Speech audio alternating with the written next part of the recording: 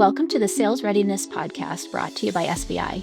Each episode features an unfiltered conversation between our host, SBI's Managing Director, Ray Makela, and an industry expert about the strategies, skills, and solutions that drive sales performance to the next level. These conversations are packed with expert advice, real-world examples, and practical tips to help you close deals, lead teams, and outperform the competition. In this episode, Ray is joined by Annie Stefano, Senior Training Consultant at SBI, to explore what it takes to evolve the role of customer success. Together, they break down the foundational skills every CS team needs to be more than just reactive problem solvers. The topics range from objection handling and time management to leading meetings that drive retention. Well, hello and welcome. Annie, so great to have you today on the Sales Readiness Podcast and share a little bit more about your role and your transition to join SBI. Again, I'm Ray Makela, Managing Director of the training business here at SBI, and I'm just thrilled to both have you on board the team and also here today to talk about client success and client success training.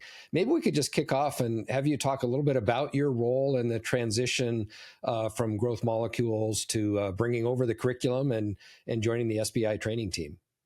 Yeah, thank you so much for having me. It's a pleasure to be part of this, and I'm really looking forward to growing with SBI here.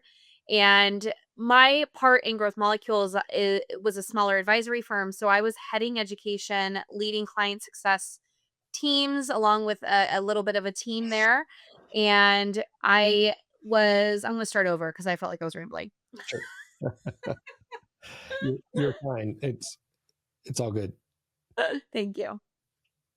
Well, thank you, Ray. I'm honored to be part of the team and look forward to expanding your programs to the client success teams in a variety of companies. It's been an honor. My work with Growth Molecules really focused on post-sales teams and training both individual contributors and leaders, even support professional services, to be able to really serve the customer now that they've migrated as a buyer. So, looking at what you all have done with your sales teams and pre-sales functions, now we get to combine both worlds. I'm really looking forward to it. It's going to be great. So as a senior trainer consultant, I'll be able to, further develop that curriculum, be able to help teams for the full go-to-market function and really help businesses make an impact on their customers. Yeah, it's so complementary, and I think you really hit it on the head that this complements the curriculum we already have, but we've often had that gap of, okay, now after we've prospected, we've gone through the sales cycle, our account executives and account managers have leaned in, maybe we've negotiated, we've closed the deals, but then what happens, right? And how do we bring that forward? And I think your background, both on the client success training side and developing the curriculum and as an advisor is really a gap and also an area that our clients will very much appreciate. I'd love to lean in a little bit more on that client success area as a growth lever. When we're helping clients think about, well, how do they grow? What are the opportunities in front of them? Maybe you can talk about that, with respect to today's fast growing tech companies and today's climate. And also, what are clients overlooking? Like, what do they miss about that? Yeah. It's funny watching this role develop after it was birthed into SaaS, about 20 years ago. It's gone back and forth on, what is the contribution, right? Both revenue wise, but then also to the impact of the customer experience. And I think what we've seen more is that the reason it's such a growth driver is that the customer needs have changed. I mean, technology changed that for us, but we have to be more than just someone who monitors the journey, right? We have to be more anticipatory. We have to be more proactive, and we do need to be more revenue leading. So, while sales does that, right? When we're looking at prospects, we also kind of look at potential when we're looking at like an ideal customer and for your business. But then once they purchase, now it's actually not just how do we, keeping our customer, it's how do we keep our customer? Where do we see them growing potentially?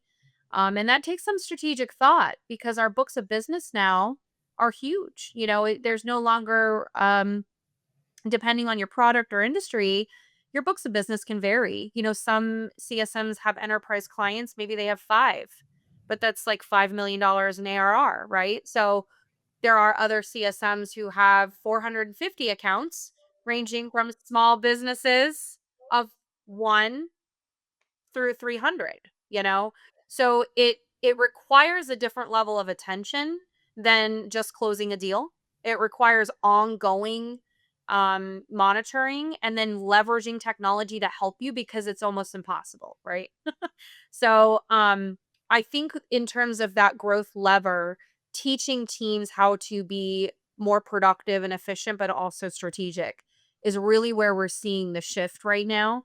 It's no longer a foundational skill to know how to manage your day. You must manage your day efficiently, or you will not be able to catch customers, before something's a problem or before they decide to churn, or those things can be caught most of the time before they're even a bigger issue where you can't catch them or fix them. So that's where the role is starting to go. And really, those are not skills that everyone inherently knows how to do, especially with how products and our tools are changing so fast. So you have to give them skills and make it an ongoing growth opportunity within how you nurture them in your company, or else they're going to always be behind. Absolutely. And I think, often we kind of get stuck on client success being just the problem solvers or, putting out fires versus thinking more strategically. And then also realizing how important that is to the ongoing growth, the retention, the cross sell, the upsell that brings. Maybe you could talk a little bit more specifically about some of the curriculum and the models and the types of concepts that you're discussing in the client success and account management training. I mean, what are you covering there? What's important, and where are the ahas that you see your customers go through? Yeah. So we have a variety of programs, and we do start with, I love this word, but I can see why people may think twice about it. The idea of foundations, really, Hmm. they're essentials. There are essential skills that every role needs to function properly. And even if you are the most senior of team member, we have found that they still relearn something or learn something new in these essential foundational skills. So things like even setting your team to understanding that CS is a revenue driver, not a cost center, and where and how are they in the most simplest understanding changes how they see themselves in your organization, which will turn into productivity and impact, right? They no longer just think they know everything and they're just so reactive. They'll start seeing big picture, long term, their impact. So we usually start our teams with kind of understanding CS as part of a profit center idea, not necessarily that cost center. Then we start molding into leading effective business meetings, strategies that allow executive stakeholders the opportunity to not decline on the calendar invite, right? Or even how you communicate to clients, because frankly, it's probably what we're doing. We're overcoming objections and value proposition. We are having meetings, sometimes maybe to have too many meetings. So we got to figure out if that's the best way and use of our time.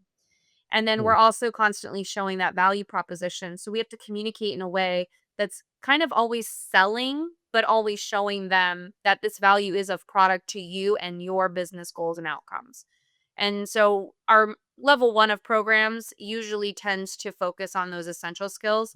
And my personal favorite is objection handling Mm-hmm. and ways to say no to a customer that doesn't hinder the relationship, but in fact helps it. And so often we get those key root objections in a customer journey that focus on, value proposition is challenged, product issues is challenged. And so you have to nurture the team on how to use those moments to prove and level up their love for your product, their love for your services. It's not a scary thing, but it feels scary to say no to a client or have them object to you all the time, or argue with you on what should work, shouldn't work. Those are things that are going to come up every day with your customers. So, how do you navigate that positively through the relationship and then still move forward towards where you want them to be? Yeah, and I love that idea of, structuring those business review, whether it's a QBR or executive meetings, in a way that helps show the value that client success can provide. And I think you're right. Often it gets minimized, and they do have challenges, getting the audience or getting that executive level because they think, oh, that's just client success versus this is strategic to the business. Let's talk about the success we've had together. Let's talk about the value we've created for the organization. Let's use that to talk about your next renewal or the expansion that we can provide. So you're more of a business partner and you're speaking their language, right? Are those some of the things that you've seen within your clients? Yeah, absolutely. One of the biggest components and successes of our programming is that we embed those meeting best practices, stakeholder engagement, and communication skills throughout every topic in some way, shape, or form. It's constantly how you're building the relationship. One of the biggest things in the change when a customer goes through being a buyer to a customer is there's this change management, psychological process of, okay, well, that's no longer my person. Now there's this new person I have to build trust in a relationship with. So every interaction, between the customer and the stakeholders and the CSM is a chance to prove and build that trust that you are a good strategic partner and you're going to lead them towards success. So it matters a lot. Things like storytelling and where you can leverage their data in order to show them that value, even if you feel like you're repeating it again and again, it's building a relationship where maybe the product isn't 100% great, but you are, and how you work with them to get to their business outcomes is they will renew. They will be less likely to churn. And I wish I could quote myself and I'm thinking about the stat right now, but it's something like 86% of churn is avoidable. And it usually deals with the relationship, onboarding, and those hurdles in the beginning of their experience. So if you can think of those pieces and tackle them as a team first, then the rest of the churn that you got to focus on could spend much more efficient time digging into the product, or maybe there's an internal process that's affecting it. But overall, most churn is avoidable and it has to do with the experience and the relationship with the client. Well, I love that. And actually, it reminds me it's very closely tied to our recent B2B buyer friction research that SBI published on it's the experience is actually more important typically than the product. Not that you don't have to have a solid product and that's kind of foundational, almost table stakes. But having that product is maybe 40% of the decision factor. This is in the sales pursuit, but I think it's very relevant here. But the go to market experience with all of the members on the go to market team. So that's account executives, that's client success managers, that's BDRs, SDRs, account managers, the senior executives. Are they aligned? Do they understand where the customer's headed and their direction? And then are we reducing friction along the way instead of creating more friction? And so I think what you're talking about really speaks to how are we aligned from a client success perspective to improve that experience. And that's going to result in more likely renewal or at least a reduced, potential for churn, right? Absolutely. I think the more that we shift from CS is also a function in your organization, but customer experience is a mindset. Every team has an impact on how the customer is going to experience your service and products. So the more that you can find ways for the teams to see that, but then also, generate the idea and collaborate on that customer journey and every life cycle through it, the better. Everyone will win, and more so the customer will win. Love that. Love that. Yeah. So, when we think about a lot of our customers are either redefining the role of client success or in some cases standing that up initially or moving from more of a help desk to a real client success type role. What are some of the big blind spots you see when they're building and scaling that function? And, what are the challenges and then how do they overcome those? hmm we just talked a little bit about it. I think the first thing would be trying to encourage and move the needle on this mindset of CS is, the customer experience is owned by everyone. And then how does each team attribute to that? So making sure that that's well defined is actually going to make your organization also run a lot smoother. We have found that sometimes the CS role, to your point earlier, is not well defined. So just even taking a step back on, well, should they be answering help tickets? Probably not, because what is that doing to your support team? one of the greatest things I learned managing a team that someone brought up to me, and I didn't really realize it, was I was also a CSM who maybe answered a few support tickets. And I had a leader at the time that shared with me, Annie, the more that you do their job, they don't get to allocate resources to do their job. So, what that means is that you could be hindering getting more support one day as we scale. Because what if everyone's doing support tickets? Then they won't have any. And so, what happens when you no longer can? And it just put a big perspective on it for me. And so then as a directing leader, I started looking at things a little bit differently in that way. Staying in our lane doesn't always is not a bad thing. It just makes sure that we all can do things the most effective and efficient possible so that we can support the customer, right? So sometimes when teams come in and they don't have it well carved out, that's a good conversation to have. That's something that's really helpful for us to also in our curriculum help encourage. These are the things that you want to focus on so that you can help the customer more, right? Let support own that moment. Let them be that tier one instant response, the reactive way to support them, but let you be the expert in nurturing. Maybe there's more to their business outcomes in the question that they're needing an answer to. Yeah. Would be probably one of the biggest things. I'd say the second, coming from an enablement background, is often training is invested in or seen as a one and done. And it's not. I mean, there's a reason why we're in school as long as we are. But when it comes to training, we can do as much as possible in a variety of time frames. But there has to be enablement or support. I'd say even coaching to add to that as a leader, continuing outside of it so that you can see it move, you could see it develop, you could see the team using it, and then constantly revisiting it. If it really is something you're adding to your expectations in the role, or how you're evaluating your team or helping them level up in their professional growth, then you owe it to them to have a plan outside of investing in initial training. And usually that makes a difference. Yeah. And I mean, I love that connection because it's very similar to when we talk to frontline managers about coaching their sales teams, right? That do they have a plan ongoing to observe those calls to really understand where the gaps may be or where the skills need to be, up leveled, and how are they going to do that versus riding to the rescue and feeling like they just need to swoop in and close the deal or take over. And I think to your point, it's just like if you're taking over those trouble tickets, what's happening to those when you can't be there or when you don't have time. So we need to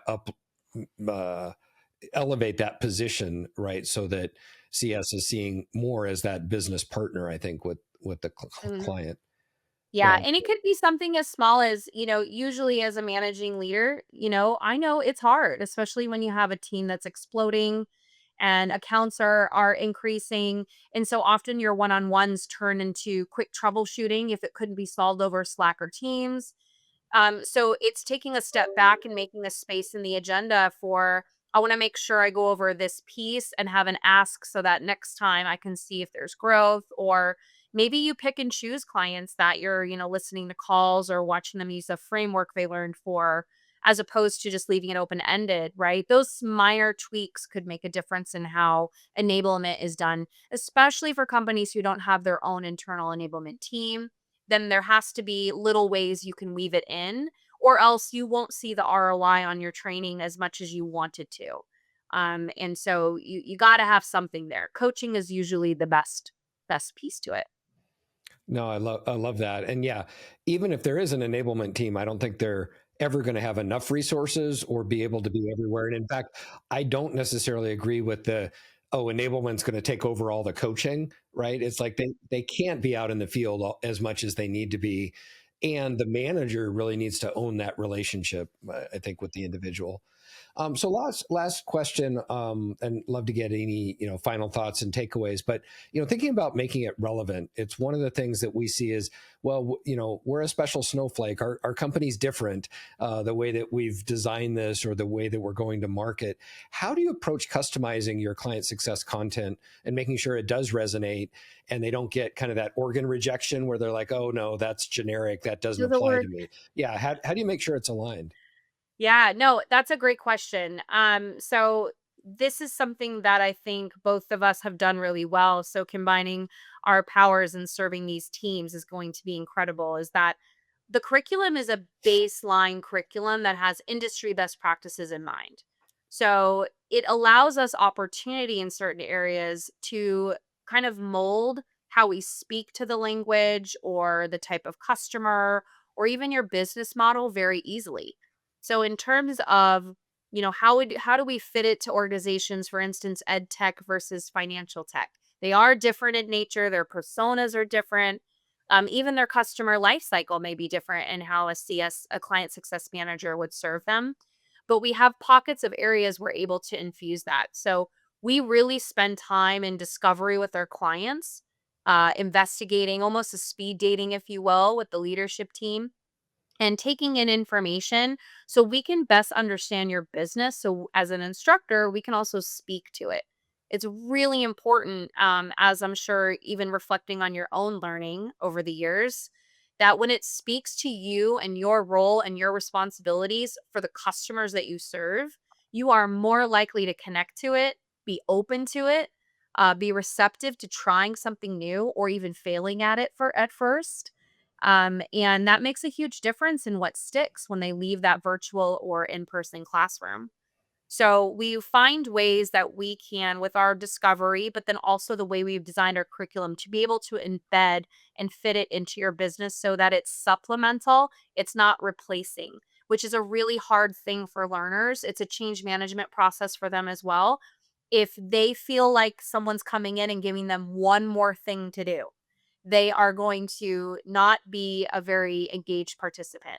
But the more that we weave it into the organization and show how it connects, the more open they'll be and the more likely they will try. And usually you will see an impact and growth right away. No, I love that. And yeah, I don't mean to make light of each organization is different, in For different sure. ways. But hmm I'm sure, you've delivered hundreds of times across different industries and clients. So you kind of know where to look, right? And the questions to ask and how to make that tailoring. And I think you're right. It resonates. People understand kind of what's in it for me and how is this going to work, and really helps with the ongoing, adoption and the behavior change, which long term is what we're looking for. Yeah, Um, I think it's important in both of our models that we do well is that we not only listen to the leaders, they're obviously the ones saying we need this, our team is just wanting to grow in these areas or we need them to do this because our business is changing.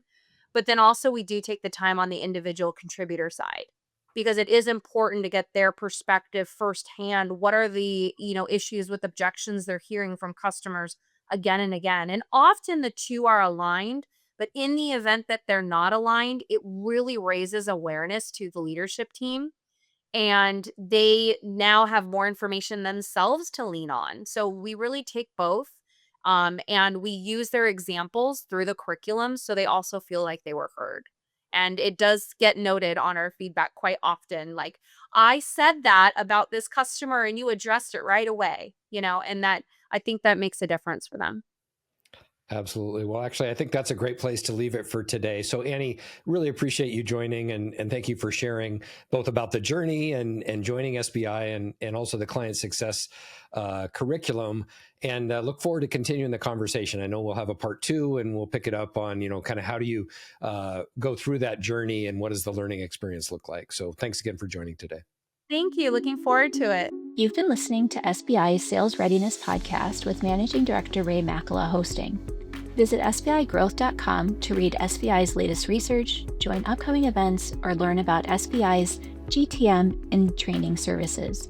Don't forget to subscribe to this podcast and connect with us on LinkedIn.